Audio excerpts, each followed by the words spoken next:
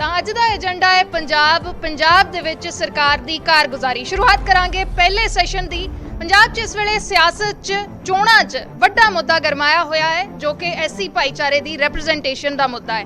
ਹਰ party SC ਭਾਈਚਾਰੇ ਨੂੰ ਖੁਸ਼ ਕਰਨ ਦੇ ਵਿੱਚ ਲੱਗੀ ਹੋਈ ਹੈ, ਵਾਅਦੇ ਕਰ ਰਹੀ ਹੈ, ਐਲਾਨ ਕਰ ਰਹੀ ਹੈ। ਤੇ ਅੱਜ ਅਸੀਂ ਚਰਚਾ ਕਰਨ ਜਾ ਰਹੇ ਹਾਂ ਰਾਜਕੁਮਾਰ ਵੇਰਕਾ ਜੀ ਦੇ ਨਾਲ। ਪੰਜਾਬ ਦੇ ਕੈਬਨਿਟ ਮੰਤਰੀ ਨੇ, ਐਸਸੀ ਭਾਈਚਾਰੇ ਨੂੰ ਰਿਪਰੈਜ਼ੈਂਟ ਵੀ ਕਰਦੇ ਨੇ ਤੇ ਮਾਈਨੋਰਿਟੀਜ਼ ਦਾ ਡਿਪਾਰਟਮੈਂਟ ਵੀ ਇਹਨਾਂ ਦੇ ਕੋਲ ਹੈ। ਤੇ ਇਹਨਾਂ ਦੇ ਨਾਲ ਚਰਚਾ ਕਰਨਗੇ ਸਾਡੇ ਐਂਕਰਸ ਗੌਰਵ ਸ਼ੁਕਲਾ ਤੇ ਪੰਕਜ ਕਪਾਹੀ। ਓਵਰ ਟੂ ਯੂ ਗੌਰਵ ਤੇ ਪੰਕਜ। शुक्रिया अर्श, बहुत बहुत धन्यवाद। तो एजेंडा पंजाब का मकसद शुरुआत के विच जिक्र करना बहुत जरूरी है। एजेंडा पंजाब दे विच असीं पंजाब दे मुद्दों की गल करनी है क्योंकि थोड़े दिनों बाद पंजाबी असीं सारे जाके वोट करांगे, पर वोट किहड़े एजेंडिਆਂ ਦੇ ਉੱਤੇ ਹੋਵੇ, ਪੰਜਾਬ ਦੇ ਕਿਹੜੇ ਮੁੱਦਿਆਂ ਉੱਤੇ ਹੋਵੇ, ਸਰਕਾਰ ਦਾ ਰਿਪੋर्ट ਕਾਰਡ ਕੀ ਕਹਿੰਦਾ ਹੈ, ਉਸ ਦੇ ਉੱਤੇ ਹੀ ਅੱਜ ਗੱਲਬਾਤ ਕਰਾਂਗੇ। ਸਾਡੇ ਨਾਲ ਬਹੁਤ ਖਾਸ ਮਹਿਮਾਨ ਜੁੜ ਰਹੇ ਨੇ, ਜਿਵੇਂ ਅਰਸ਼ੀ ਨੇ ਜ਼ਿਕਰ ਕੀਤਾ, ਡਾਕਟਰ ਰਾਜਕੁਮਾਰ ਵੇਰਕਾ ਕੈਬਨਿਟ ਮੰਤਰੀ ਨੇ, ਬਹੁਤ ਅਹਿਮ ਮੰਤਰਾਲੇ ਇਹਨਾਂ ਦੇ ਕੋਲ ਨੇ। ਬਹੁਤ ਬਹੁਤ ਸਵਾਗਤ ਹੈ ਸਰ ਤੁਹਾਡਾ ਨਿਊਜ਼ 18 ਪੰਜਾਬ ਦੀ ਇਸ ਮੰਚ ਦੇ ਉੱਤੇ। ਮੈਂ ਸ਼ੁਰੂਆਤ ਕਰਨ ਜਾ ਰਿਹਾ ਕਿਉਂਕਿ ਵੇਰਕਾ ਸਾਹਿਬ ਆਪਣੇ ਸ਼ਾਇਰਾਨਾ ਅੰਦਾਜ਼ ਦੇ ਲਈ ਵੀ ਖੂਬ ਜਾਣੇ ਜਾਂਦੇ ਨੇ।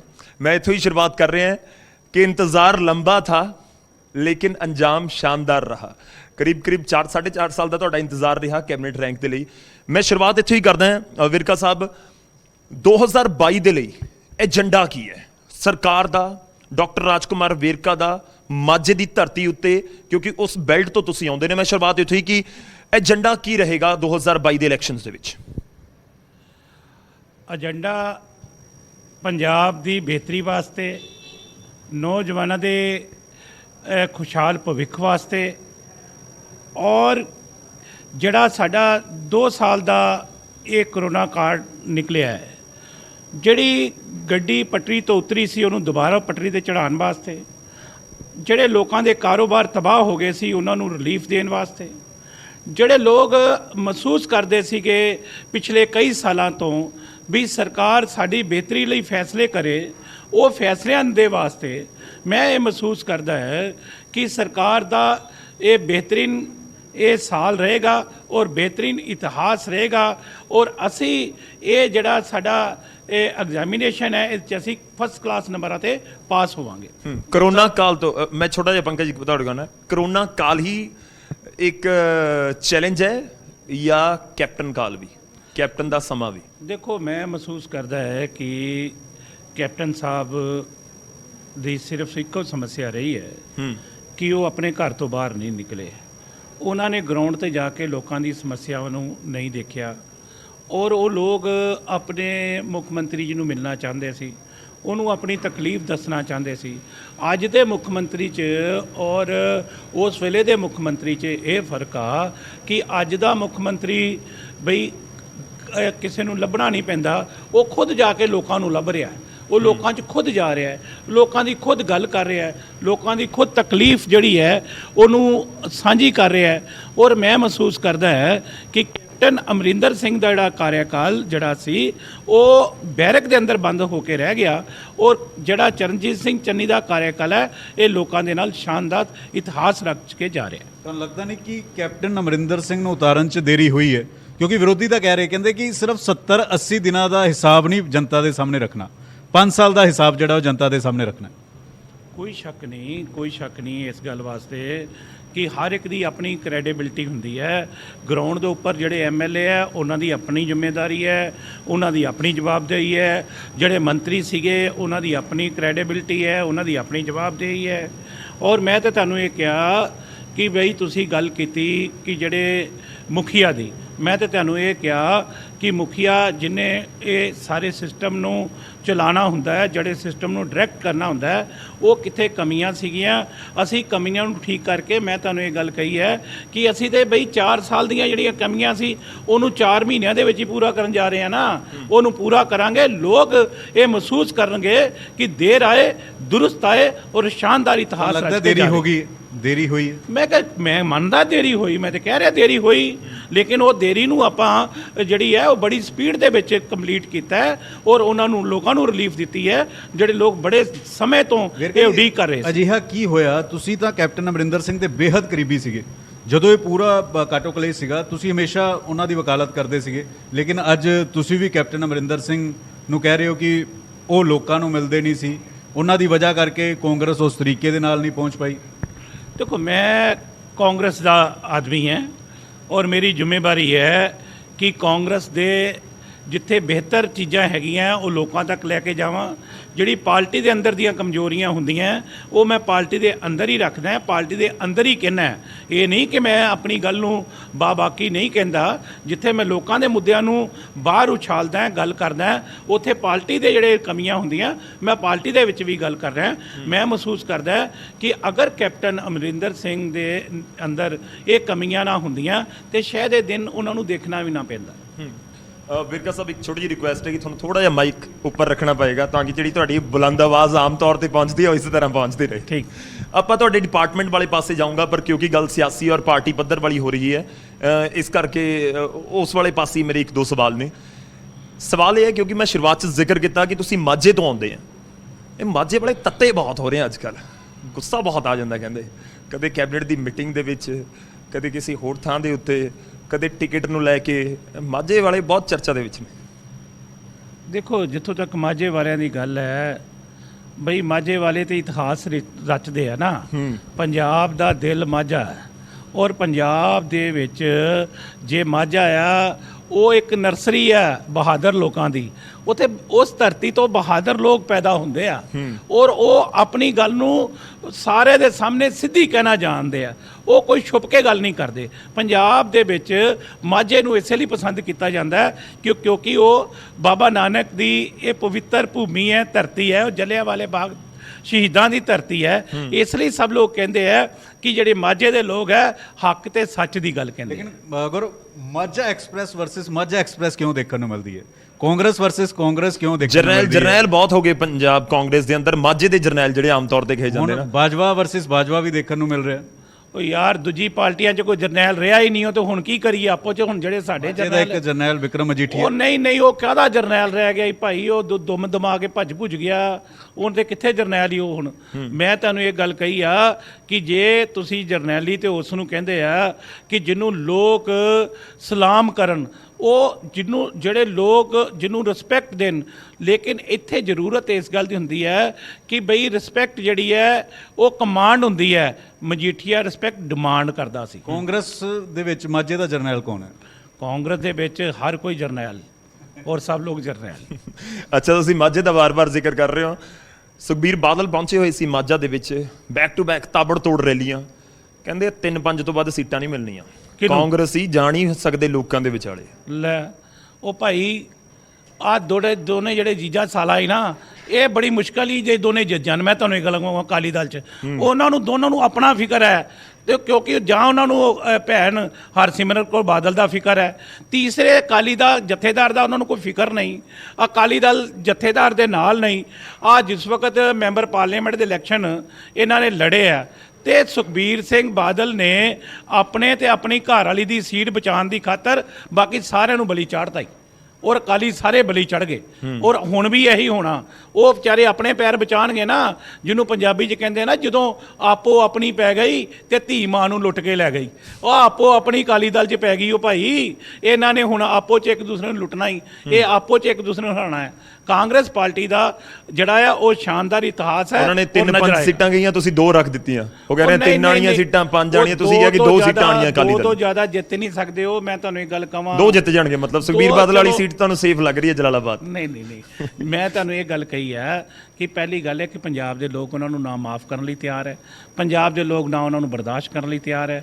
ਪੰਜਾਬ ਦੇ ਲੋਕ ਉਹਨਾਂ ਨੂੰ ਕਿਤੇ ਨਾ ਕਿਤੇ ਮਹਿਸੂਸ ਕਰਦੇ ਹੈ ਕਿ ਇਹ ਜਿਹੜੇ ਲੋਕ ਆ ਇਹ ਪੰਜਾਬ ਦੇ ਦੋਸ਼ੀ ਰਹੇ ਹੈ, ਚਾਹੇ ਡਰੱਗ ਨੂੰ ਲੈ ਕੇ ਹੋਵੇ, ਚਾਹੇ ਉਹ ਬੇਅਦਬੀਆਂ ਨੂੰ ਲੈ ਕੇ ਹੋਵੇ। ਤੁਸੀਂ ਐਕਸ਼ਨ ਕਿਉਂ ਨਹੀਂ ਲੈਂਦੇ? ਤੁਸੀਂ 2017 ਤੋਂ ਪਹਿਲਾਂ ਵੀ ਡਰੱਗਸ ਦਾ ਜ਼ਿਕਰ ਕਰਦੇ ਹੋ, ਤੁਸੀਂ ਬੇਅਦਬੀ ਦਾ ਜ਼ਿਕਰ ਕਰਦੇ ਹੋ। ਅਕਾਲੀ ਦਲ ਕਹਿੰਦਾ 5 ਸਾਲ ਸੀਗੇ ਤੁਹਾਡੇ ਕੋਲ, ਕਿਉਂ ਨਹੀਂ ਐਕਸ਼ਨ ਲਿੱਤਾ? ਕਹਿੰਦੇ ਹੁਣ ਤਾਂ ਗਵਰਨਰ ਹਾਊਸ ਦੇ ਨੇੜੇ ਤੇੜੇ ਇੱਕ ਸਾਜ਼ਿਸ਼ ਰਚੀ ਗਈ ਹੈ, ਅਫਸਰ ਤਾਂ ਹੀ ਪਿੱਛੇ ਹਟ ਰਹੇ ਨੇ। ਤੁਸੀਂ ਇੱਕ ਤਾਣਾ ਬਾਣਾ ਬੁਣ ਰਹੇ ਹੋ ਕਿ ਵਿਕਰਮ ਮਜੀਠੀਆ ਨੂੰ ਅੰਦਰ ਕੀਤਾ ਜਾਵੇ, ਬੇਕਸੂਰ ਨੇ ਪੂਰੀ ਤਰੀਕੇ। ਬਈ ਪਹਿਲੀ ਗੱਲ ਇਹ ਹੈ ਕਿ ਹਾਈ ਕੋਰਟ ਦੇ ਵਿੱਚ ਮੁਕੱਦਮਾ ਚੱਲ ਰਿਹਾ ਹੈ। ਹਾਈ ਕੋਰਟ ਦੇ ਕੋਲ ਫਾਈਲ ਹੈ, ਇਨਵੈਸਟੀਗੇਸ਼ਨ ਹੋ ਚੁੱਕੀ ਹੋਈ ਹੈ। ਹੁਣ ਦੇਖਣ ਵਾਲੀ ਗੱਲ ਹੈ ਕਿ ਹਾਈ ਕੋਰਟ ਨੇ ਉਹਦਾ ਆਰਡਰ ਕਰਨਾ ਹੈ। ਅਸੀਂ ਤੇ ਹਾਈ ਕੋਰਟ ਦੇ ਆਰਡਰ ਤੇ ਡਿਪੈਂਡ ਕਰ ਰਹੇ ਹਾਂ ਨਾ, ਅਸੀਂ ਕਿਹੜਾ ਕੋਈ ਕਹਿ ਰਹੇ ਹਾਂ ਕਿ ਅਸੀਂ ਇਹਨੂੰ ਹੁਣੇ ਫੜ ਕੇ ਦੇ ਦਾਂਗੇ।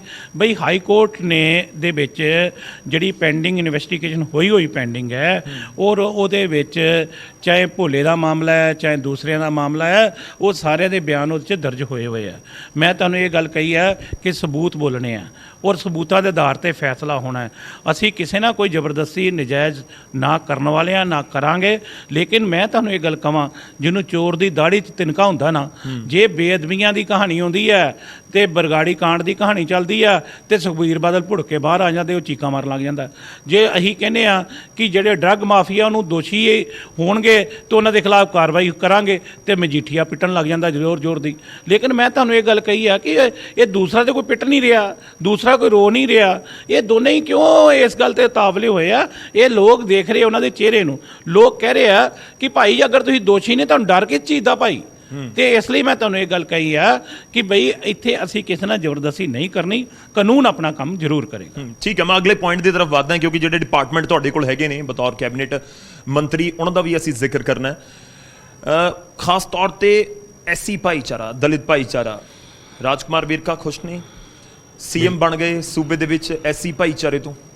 ਬਿਲਕੁਲ, ਮੈਂ ਮਹਿਸੂਸ ਕਰਦਾ ਹਾਂ ਕਿ ਬਈ ਜਿਸ ਵਕਤ ਗਰੀਬਾਂ ਦਾ ਘਰੇਲੂ ਬੰਦਾ ਜਿਹਨੂੰ ਮੈਂ ਕਹਾਂ ਉਹ ਮੁੱਖ ਮੰਤਰੀ ਬਣਿਆ ਤੇ ਲੋਕਾਂ ਨੇ ਜਿਹੜੇ ਆ ਉਹ ਆਪਣੇ ਘਰ ਦੇ ਵਿੱਚ ਜਿੱਤ ਦੇ ਉਸ ਵਕਤ ਦੀਵੇ ਬਾਲੇ। ਉਹ ਲੋਕਾਂ ਦੀ ਉਮੀਦ ਦੇ ਉੱਪਰ ਉਸ ਵਕਤ ਖੜਾ ਉਤਰਿਆ ਜਿਸ ਨੇ ਪਹਿਲੀ ਕੈਬਨਿਟ ਦੇ ਵਿੱਚ ਹੀ ਚਰਨਜੀਤ ਸਿੰਘ ਚੰਨੀ ਨੇ ਇਹ ਫੈਸਲਾ ਕਰਤਾ ਕਿ ਜਿਹੜੇ ਗਰੀਬ ਨੂੰ ਪਹਿਲੇ ਪੀਣ ਵਾਲਾ ਪਾਣੀ ਜਿਹੜਾ ਹੈਗਾ ਉਹ ਮੁਫਤ ਮਿਲੇ। ਪੁਰਾਣੇ ਸਾਰੇ ਪਾਣੀ ਦੇ ਬਿੱਲ ਮਾਫ ਕੀਤੇ, ਪਾਣੀ ਦੇ ਬਿੱਲ ਮਾਫ ਕਰਕੇ ਜਿਹੜੇ ਕੱਟੇ ਕਨੈਕਸ਼ਨ ਸੀ ਉਹ ਵੀ ਸਾਰੇ ਜੋੜੇ, ਔਰ ਉਹਦੇ ਨਾਲ ਟਿਊਬਲਾਂ ਦੇ ਜਿਹੜੇ ਟੈਂਚੀਆਂ ਪਾਣੀ ਦੀਆਂ ਜਿੱਥੋਂ ਉਹਦੇ ਵਾਸਤੇ ਬਿੱਲ ਉਹਨਾਂ ਨੂੰ ਮਾਫ ਕੀਤੇ। ਉਹਦੇ ਨਾਲ ਉਹਨਾਂ ਨੇ ਇਹ ਵੀ ਗੱਲ ਕਹੀ ਹੈ ਕਿ ਭਾਈ ਉਹਦੇ ਬਾਅਦ ਦੇ ਜਿਹੜੇ ਫੈਸਲੇ ਹੈ ਬਈ ਤੁਸੀਂ 3 ਰੁਪਏ ਯੂਨਿਟ ਸਾਰਿਆਂ ਲਈ ਘੱਟ ਕੀਤਾ ਔਰ ਇਹਦੇ ਨਾਲ ਜਿਹੜੇ ਗਰੀਬ ਸੀਗੇ ਜਿਨ੍ਹਾਂ ਦੇ 20 ਸਾਲ ਦੇ ਜਿਹੜੇ ਬਿਜਲੀ ਦੇ ਬਿੱਲ ਸੀਗੇ ਬਕਾਇਆ, 10 ਸਾਲ ਦੇ ਬਕਾਇਆ ਸੀ, ਸਾਰੇ ਪੁਰਾਣੇ ਬਿੱਲ ਦੇ 2 ਕਿਲੋਵਾਟ ਵਾਲਿਆਂ ਦੇ ਉਹ ਸਾਰੇ ਹੀ ਮਾਫ ਕਰ ਦਿੱਤੇ। ਲੋਕਾਂ ਦੇ ਵਿੱਚ ਬੜੀ ਖੁਸ਼ੀ ਦੀ ਲਹਿਰ ਇਸ ਗੱਲ ਲਈ ਚੱਲ ਰਹੀ ਹੈ। ਹੁਣ ਲੋਕਾਂ ਦੇ ਘਰ ਬਣਾ ਕੇ ਦੇਣ ਵਾਸਤੇ ਉਹ ਵੀ ਪੈਸੇ ਜਾਰੀ ਹੋ ਗਏ ਭਾਈ। 30,000 ਲੋਕਾਂ ਨੂੰ ਹੁਣ ਘਰ ਬਣਾ ਕੇ ਦੇ ਰਹੇ ਹੈ। 1 ਲੱਖ ਤੁਹਾਡੇ ਤੋਂ ਪਹਿਲਾਂ ਜਿਹੜੇ ਮੰਤਰੀ ਸੀਗੇ ਤੁਹਾਡੇ ਮਹਿਕਮੇ ਦੇ, ਉਹਨਾਂ ਦੇ ਉੱਤੇ ਇਲਜ਼ਾਮ ਲੱਗੇ ਘੁਟਾਲੇ ਦੇ। ਕਹਿੰਦੇ ਕਿ ਬੱਚੇ ਜਿਹੜੇ ਨੇ ਉਹਨਾਂ ਦਾ ਭਵਿੱਖ ਧੁੰਦਲਾ ਹੋ ਗਿਆ ਸੀ ਉਸ ਵਜ੍ਹਾ ਕਰਕੇ। ਜਾਂਚ ਵੀ ਬੈਠੀ, ਸੈਂਟਰ ਨੇ ਜਾਂਚ ਬਿਠਾਈ, ਪੰਜਾਬ ਸਰਕਾਰ ਨੇ ਜਾਂਚ ਬਿਠਾਈ। ਘੁਟਾਲਾ ਕਿੰਨਾ ਕੁ ਨਜ਼ਰ ਤੁਹਾਨੂੰ ਸਾਹਮਣੇ ਆਇਆ ਔਰ ਇਸ ਵੇਲੇ ਮੌਜੂਦਾ ਸਥਿਤੀ ਕੀ ਹੈ? ਤੁਸੀਂ ਡਿਪਾਰਟਮੈਂਟ ਮੈਂ ਇਹਦੇ ਵਿੱਚ ਐਡ ਕਰ ਦਿੰਦਾ, ਬੜਾ ਸਟੇਟ ਫਾਰਵਰਡ ਕੁਐਸਚਨ ਹੈ, ਸਕਾਲਰਸ਼ਿਪ ਸਕੈਮ ਹੈ ਜਾਂ ਨਹੀਂ ਹੈ?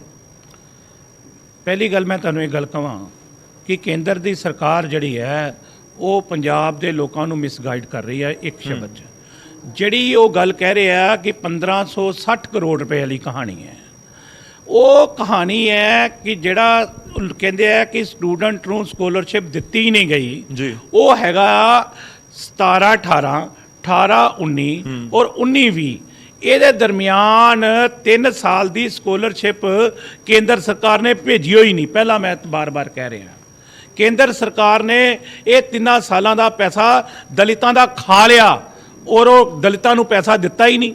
ਔਰ ਇੱਥੇ ਆ ਕੇ ਕਹਿੰਦੇ ਆ ਕਿ ਕਿਉਂਕਿ ਅਸੀਂ ਤੇ ਜ਼ਿੰਮੇਵਾਰੀ ਕੋਈ ਨਹੀਂ ਲਈ। ਹੁਣ ਮੋਦੀ ਸਾਹਿਬ ਦੇ ਮੰਤਰੀ ਕੀ ਕਹੀ ਜਾਂਦੇ, ਅਸੀਂ ਜ਼ਿੰਮੇਵਾਰੀ ਨਹੀਂ ਲਈ ਸੀ ਦਲਿਤਾਂ ਦੀ, ਇਹ 3 ਸਾਲ ਦੀ ਜ਼ਿੰਮੇਵਾਰੀ ਪੰਜਾਬ ਸਰਕਾਰ ਨੇ ਲਈ ਸੀ, ਉਹ ਆਪੇ ਪੈਸੇ ਦੇਵੇ। ਕਿ ਭਾਈ ਹੁਣ ਦਲਿਤਾਂ ਦੀ ਤੁਸੀਂ ਗੱਲ ਕਰੋ ਤੇ ਦਲਿਤਾਂ ਦੇ ਵਾਸਤੇ ਜਿਹੜਾ ਉਹਦਾ 3 ਸਾਲ ਦਾ 1559 ਕਰੋੜ ਰੁਪਇਆ ਤੁਸੀਂ ਖਾਧਾ ਔਰ ਮੁਜਰਿਮ ਜਿਹੜੇ ਆ ਉਹ ਪੰਜਾਬ ਨੂੰ ਠਹਿਰਾਉਣ ਦੀ ਕੋਸ਼ਿਸ਼ ਕਰ ਰਹੇ ਹੋ।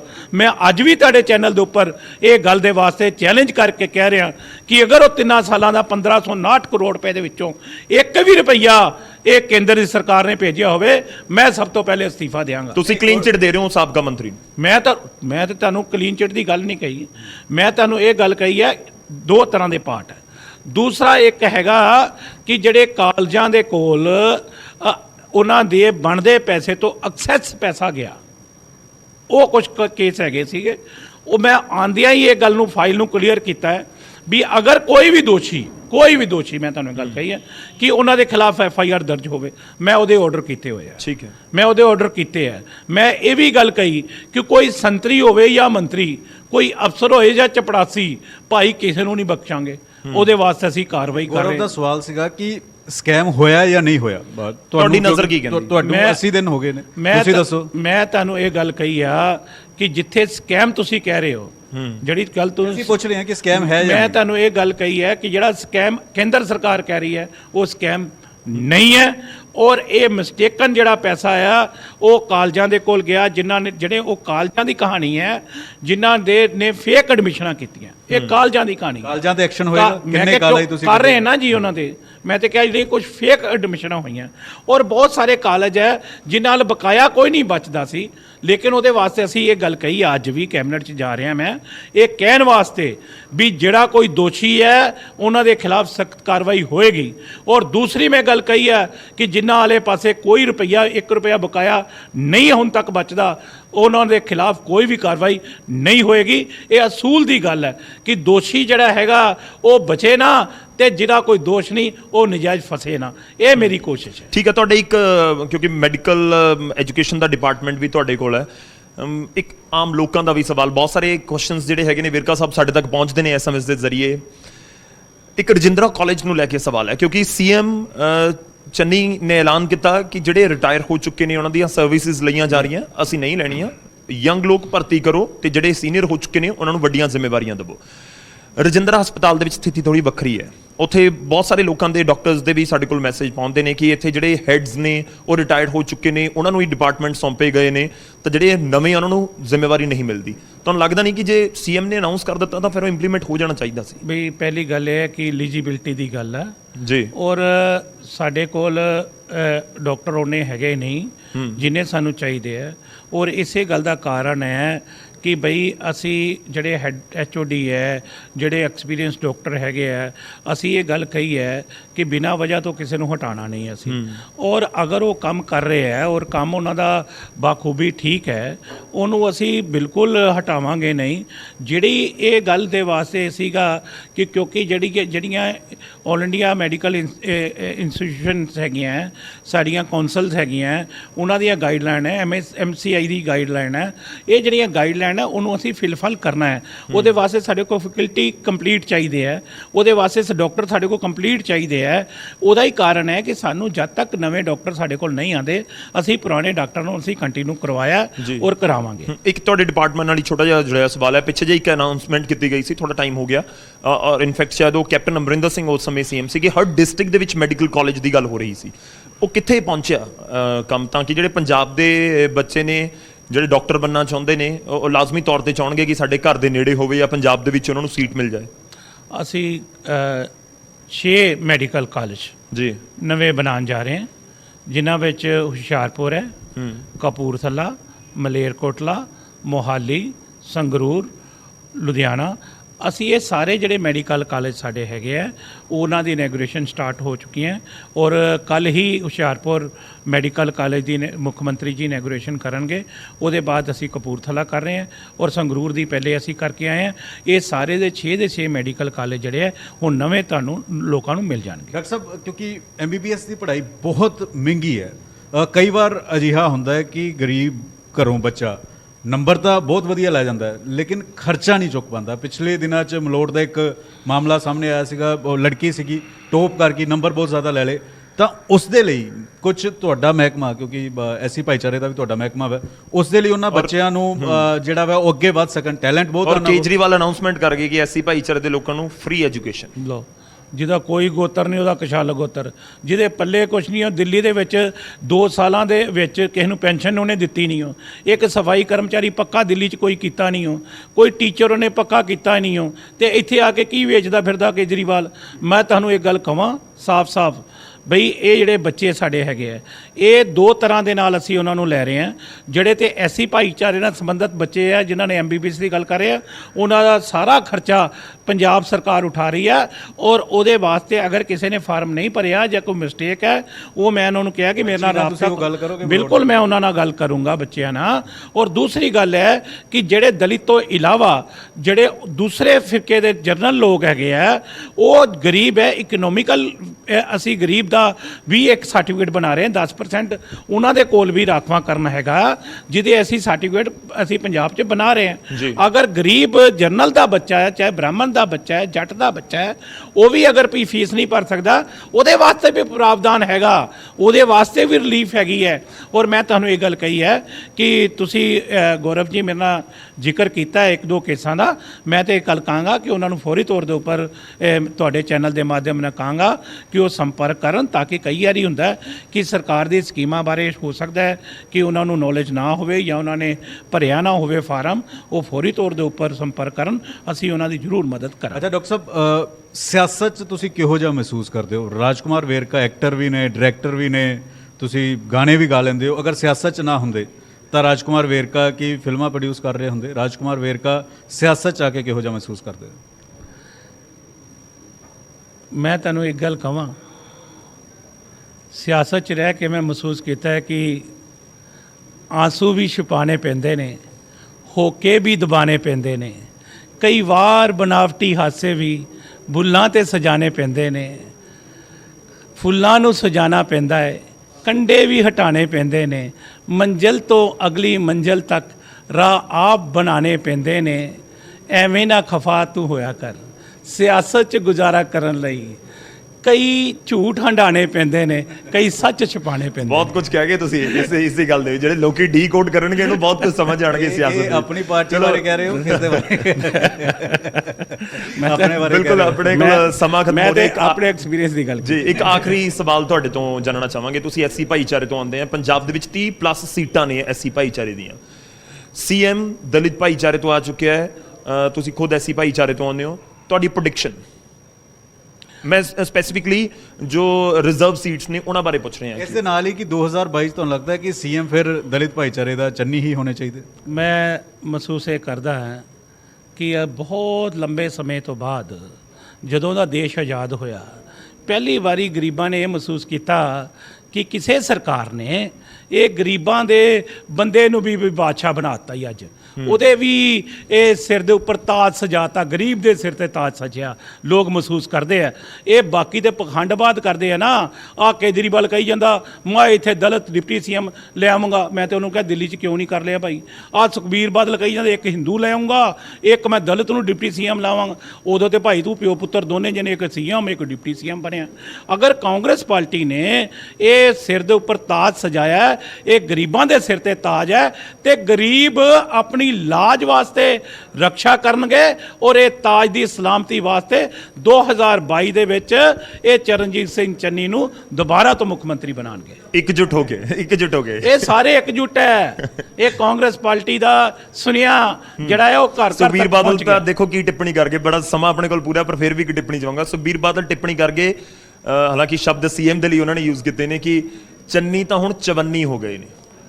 ਤੇ ਭਾਈ ਜਿਹੜਾ ਕੋਡੀਓ ਵੀ ਖੋਟਾ, ਉਹਦੇ ਬਾਰੇ ਕੀ ਕਹਿਣ ਦੇ? ਉਹ ਆਪ ਕੋਡੀਓ ਖੋਟਾ ਜਿਹਦਾ ਮੁੱਲ ਹੀ ਕੋਈ ਨਹੀਂ ਮਾਰਕੀਟ ਦੇ ਵਿੱਚ ਹੈਗਾ। ਮੈਂ ਤੁਹਾਨੂੰ ਇਹ ਗੱਲ ਕਹਾਂ ਕਿ ਭਾਈ ਇਹਦਾ ਦੁੱਕਾ ਮੁੱਲ ਨਹੀਂ, ਕੋਡੀ ਮੁੱਲ ਨਹੀਂ ਹੈਗਾ। ਇਹ ਜਿਹੜੀਆਂ ਗੱਲਾਂ ਕਰਦਾ ਇਹ ਬਈ ਹੁਣ ਚਰਨਜੀਤ ਸਿੰਘ ਚੰਨੀ ਲੋਕਾਂ ਦੇ ਦਿਲਾਂ ਤੇ ਰਾਜ ਕਰਨ ਵਾਲਾ ਬੰਦਾ, ਔਰ ਤੁਸੀਂ ਲੋਕਾਂ ਦੇ ਦਿਲਾਂ ਤੋਂ ਉਤਰਨ ਵਾਲੇ ਬੰਦੇ। ਚਲੋ ਸ਼ੁਕਰੀਆ ਵੇਰਕਾ ਸਾਹਿਬ, ਬਹੁਤ ਬਹੁਤ ਧੰਨਵਾਦ ਏਜੰਡਾ ਪੰਜਾਬ ਦੇ ਵਿੱਚ ਸਾਡੇ ਨਾਲ ਜੁੜਨ ਦੇ ਲਈ, ਇਸ ਪੂਰੀ ਗੱਲਬਾਤ ਦੇ ਲਈ। ਇਸੇ ਤਰ੍ਹਾਂ ਅਸੀਂ ਕੋਸ਼ਿਸ਼ ਕਰਾਂਗੇ ਕਿ ਪੰਜਾਬ ਦੇ ਜਿਹੜੇ ਵੱਡੇ ਆਗੂ ਨੇ ਉਹ ਇਸ ਸਟੇਜ ਦੇ ਉੱਤੇ ਗੱਲਬਾਤ ਕਰਨ ਤੇ ਪੰਜਾਬੀਆਂ ਤੱਕ ਪਹੁੰਚ ਸਕੇ ਕਿ ਸਰਕਾਰ ਦੇ ਵਿੱਚ ਜਿਹੜੀ ਪਾਰਟੀ ਹੈ ਉਹਨਾਂ ਦਾ ਅੱਗੇ ਦਾ ਰੋਡ ਮੈਪ ਕੀ ਹੈ। ਵਾਪਸ ਰੁਕ ਕਰਦੇ ਹਾਂ ਅਰਸ਼ਦੀਪ ਦਾ। ਸ਼ੁਕਰੀਆ ਗੌਰਵ, ਸ਼ੁਕਰੀਆ ਪੰਕਜ, ਸ਼ੁਕਰੀਆ ਰਾਜਕੁਮਾਰ ਵੇਰਕਾ ਜੀ। ਤਾਂ ਚਰਚਾ ਕੀਤੀ ਹੈ ਪੰਜਾਬ ਦੇ ਮੁੱਦਿਆਂ ਤੇ, ਮਾਈਨੋਰਿਟੀਜ਼ ਦੇ ਮੁੱਦਿਆਂ ਤੇ, ਕਈ ਹੋਰ ਮੁੱਦਿਆਂ ਤੇ। ਅੱਗੇ ਵੀ ਚਰਚਾ ਕਰਦੇ ਰਵਾਂਗੇ, ਜਾਣਾ ਕਿਤੇ ਨਹੀਂ। ਫਿਲਹਾਲ ਰੁਕਦੇ ਹਾਂ ਇੱਕ ਛੋਟੇ ਜਿਹੇ ਬ੍ਰੇਕ ਦੇ ਲਈ।